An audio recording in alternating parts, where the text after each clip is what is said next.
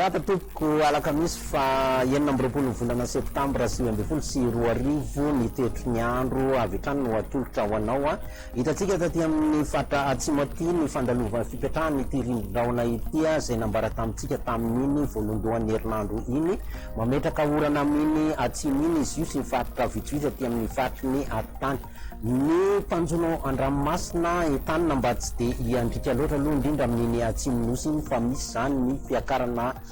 onjan-drano na ny alin-drano avany atsimo andrevana amin'ny fahamoritsiraka atsimonosy iny sy ny avoany andrefana ray manontolo ka tokony tsy andrika izy ireo ny toetry ny androntsika amin'ny akapobeany zany ho amin'ny rahampitso 7 dia misy ny orana piantala ny tapany avaratry analanjorofo iny ny aty amin'ny atsimo atsinanana ny ilany atsinanany fatra automatsiatra isy ny sisanorana tandrifondraona keo ny amin'ny faritra ny vakina karatra iny de somary mandrondraona ny andro ny aty amin'ny faritra ny diana atya torak'izay ihany keo ny aty amin'ny faritra ny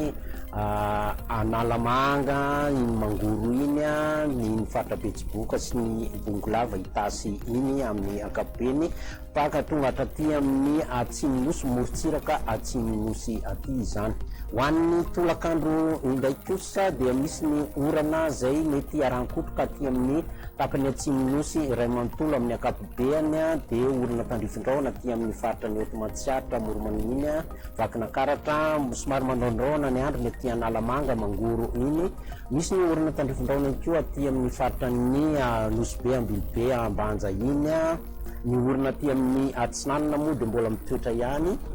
aty amin'ny faritra ny savana alanjorofo mihitatra tonga hatrany atsinanana izany ny faritra hafa moa dia maina amin'ny akapobeny raha ny maripanantsika ny zavatra misongadina dia somary niakatra be daholo ny aty amin'ny tapany atsimo maripana ambany indrindra 9 ary ny fatry ny avoantany dia 10 degré celsius ny mafana indrindra mbola aty amin'ny faritra avaratra andrefanosy atya hitatsika aloha zany